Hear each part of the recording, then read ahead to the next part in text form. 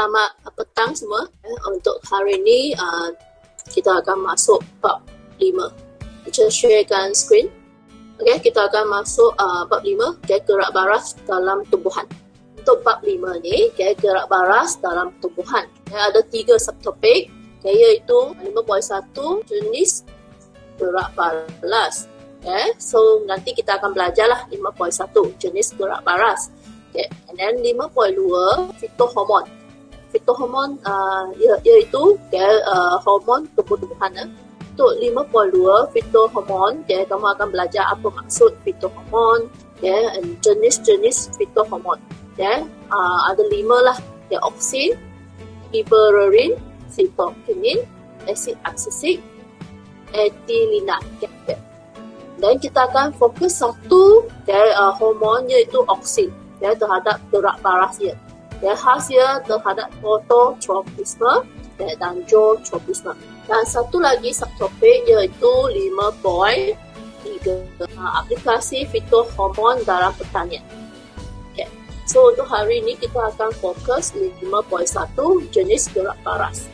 Kita go through untuk 5.1 jenis gerak baras terbahagi kepada 2 jenis iaitu tropisme dengan nasti. Kamu sebenarnya sudah belajar kan? Tingkatan 3 sudah pernah kamu belajar dah. Untuk hari ini kita akan belajar dengan lebih teliti berkaitan dengan tropisme dan nasti. Sebelum tu kita kena mengkaji apakah standard pembelajaran untuk 5.1. Kamu kena memeliharkan jenis gerak baras tumbuhan, iaitu tropisme dan nasti. Kita lihat dengan lebih teliti apa itu jenis gerak baras tumbuhan. Gerak baras tumbuhan terhadap pelbagai rangsangan persekitaran seperti cahaya, graviti serta sentuhan dengan mengubah corak pertumbuhan. Ada rangsangan dari persekitaran, contohnya cahaya, graviti, sentuhan. Tumbuhan akan bergerak baras dengan mengubah corak pertumbuhan. Gerak baras tumbuhan. Gerak baras tumbuhan ada 2 jenis, iaitu gerak baras tropisme dan gerak baras nasti. Gerak baras tropisme dia merupakan gerak baras pertumbuhan berarah. Kalau untuk gerak baras nasti, gerak baras pertumbuhan tidak berarah. Next, kita akan belajar dengan lebih teliti berkaitan dengan apa itu gerak baras tropisme. Ciri-ciri gerak baras tropisme. Pertama, gerak baras tropisme adalah gerak baras yang kekal dan dipengaruhi oleh hormon tumbuhan. Hormon tumbuhan ataupun dinamakan sebagai fitohormon. Selain itu, gerak baras tropisme adalah gerak baras yang ditunjukkan adalah perlahan dan gerak baras tumbuhan itu adalah tidak jelas. Arah gerak baras pertumbuhan adalah bergantung kepada arah rangsangan. Di sini boleh bahagi kepada 2 jenis. Pertumbuhan ke arah rangsangan dinamakan sebagai tropisme positif. Jika pertumbuhan menjauhi rangsangan, dikenal sebagai tropisme negatif. Next. Kita akan belajar dengan lebih teliti berkaitan dengan gerak baras tropisme. Gerak baras tropisme ada 5 jenis. Pertama, timotropisme. Kedua, zootropisme. Ketiga, heterotropisme. Keempat, fototropisme. Dan kelima, chemotropisme. Kita akan lihat contoh gerak baras tropisme. Yang pertama, timotropisme. Timotropisme dia adalah gerak baras pertumbuhan terhadap sentuhan. Ini adalah satu video juga. Kamu cuba perhatikan zoom out tumbuhan.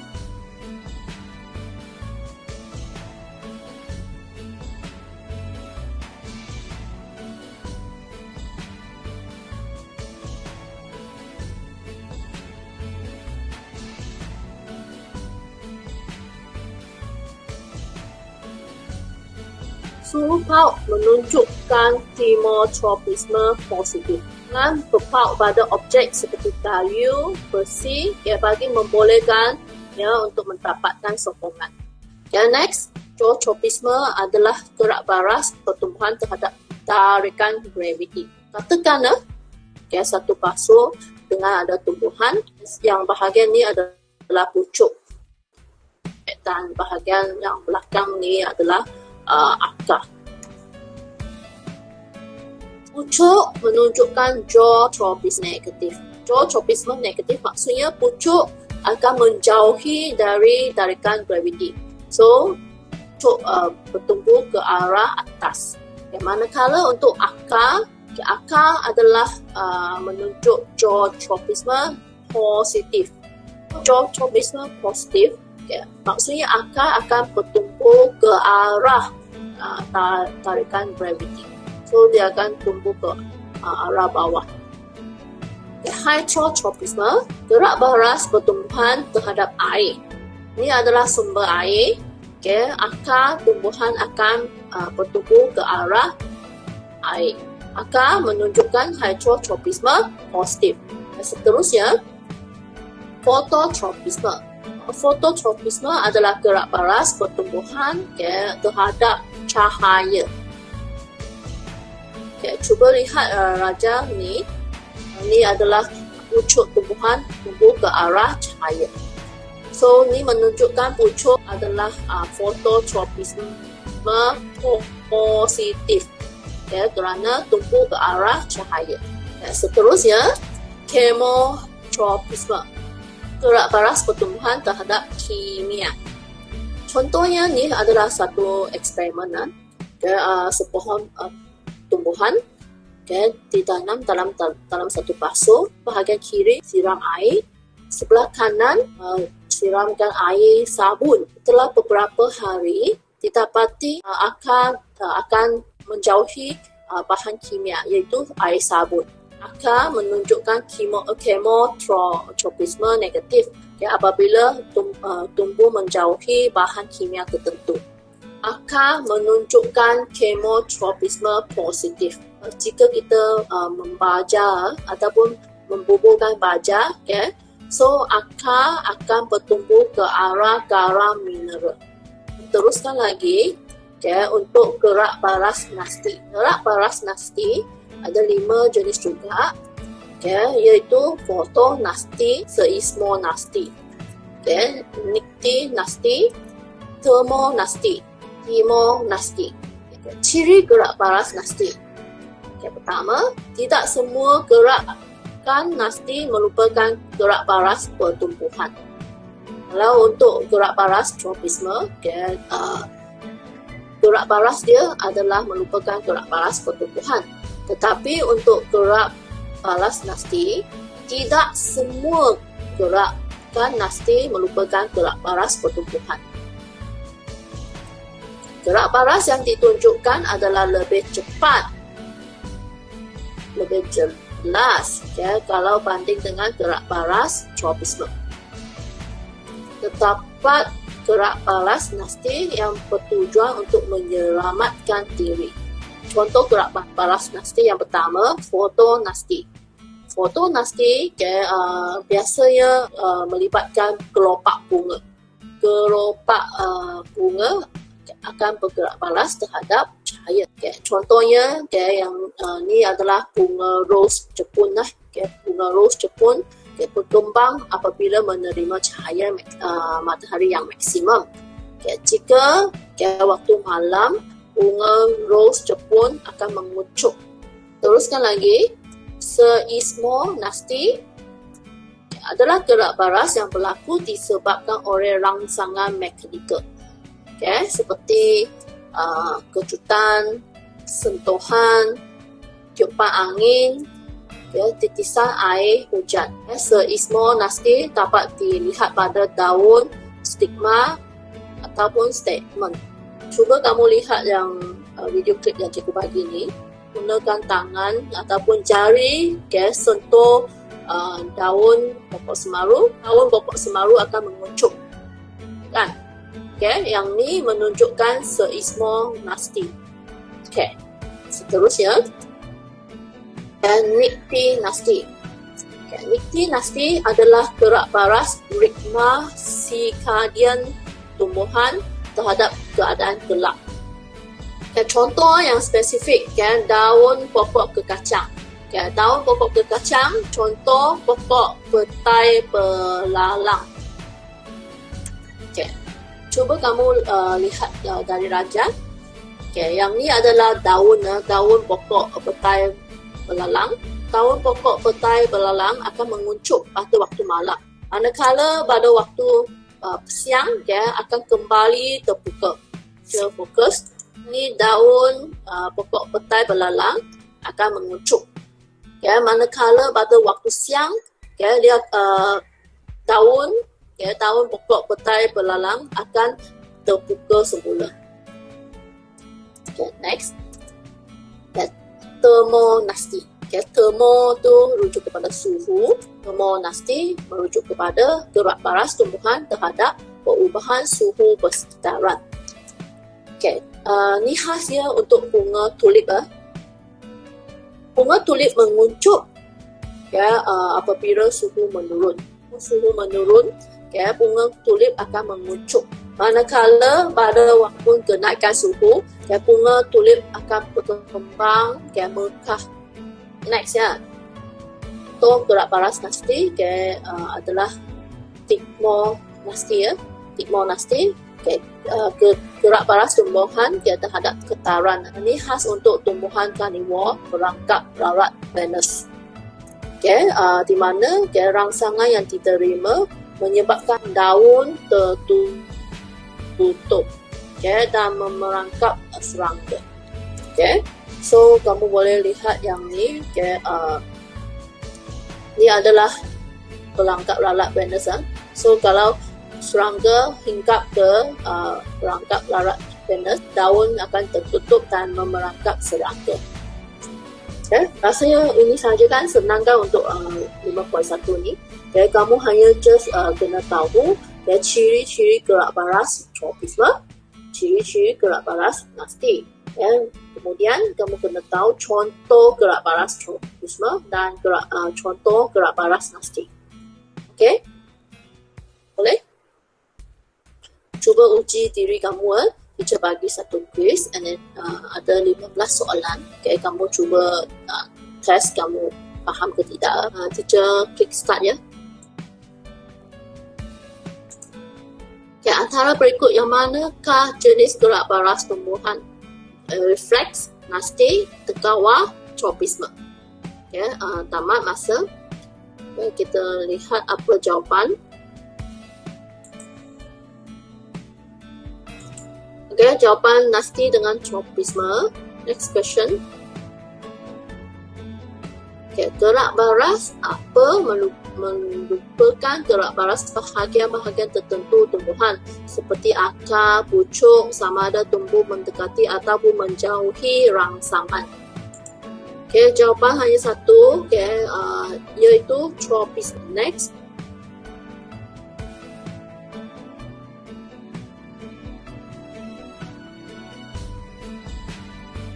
Okay, antara berikut yang manakah jenis gerak paras tropisme? Okay, timotropisme, fototropisme, zootropisme, nasti.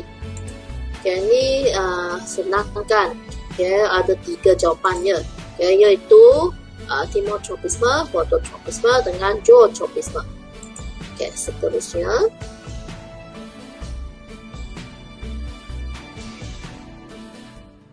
Okay, antara berikut yang manakah ciri-ciri gerak paras nasti? Jawapan apa? Masa tamat. Okay, dah.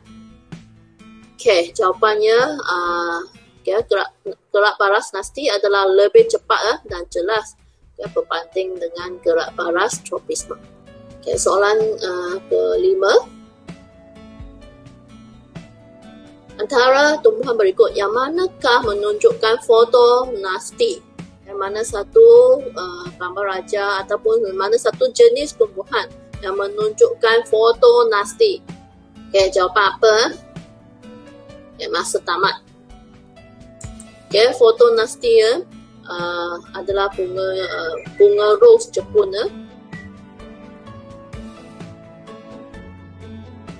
Antara tumbuhan berikut yang manakah menunjukkan Timor Nasty? Yang mana satu adalah menunjuk kepada Timor Nasty. Okey, masa tamat. Ya, jawapannya adalah perangkap lalat Venus. Okay. Antara tumbuhan berikut yang manakah menunjukkan Nycti Nasty?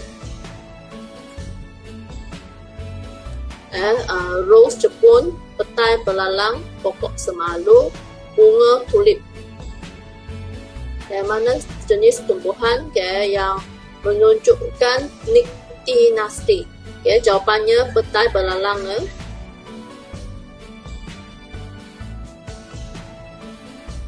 Antara berikut, bahagian tumbuhan manakah menunjukkan gerak baras kemotropisme positif?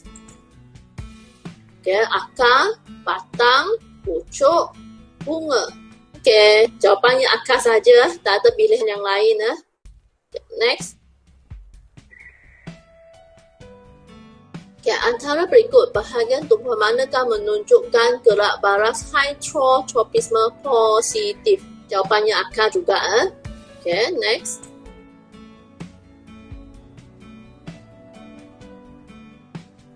Antara berikut, gerak baras yang manakah melupakan gerak baras pertumbuhan terhadap sentuhan?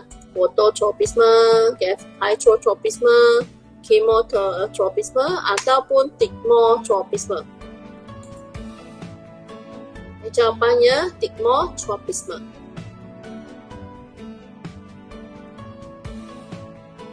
Antara berikut, bahagian tumbuhan manakah menunjukkan kemotropisme negatif apabila tumbuh menjauhi bahan kimia tertentu seperti racun? Akar, batang, pucuk, bunga. Apakah bahagian tumbuhan ni? Jawapan akar juga.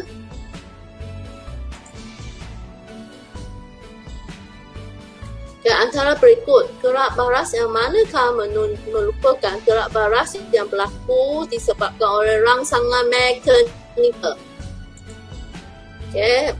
Pilihan jawapan ada fotonasty, seismonasty, Nycti Nasty ataupun thermonasty. Masa tamat. Jawapannya seismonasty. Soalan yang ke-13. Tumbuhan di dalam rajah di atas bergerak baras terhadap cuba kamu rujuk rajah ini. Jawapannya air lah.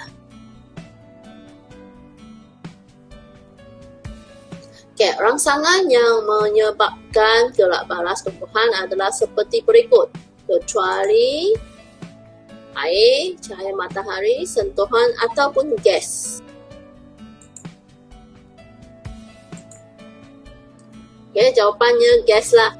Soalan terakhir ya. Soalan 15.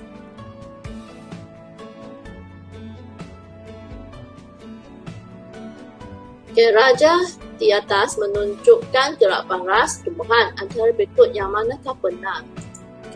Cuba kamu lihat rajah ni. Apakah jawapan yang betul? Tumbuhan bergerak baras terhadap graviti. Manakala pucuk bergerak baras terhadap cahaya. So, kita habis untuk soalan quizy. Terima kasih kepada semua yang ikuti kelas. Cikgu. Thank you semua.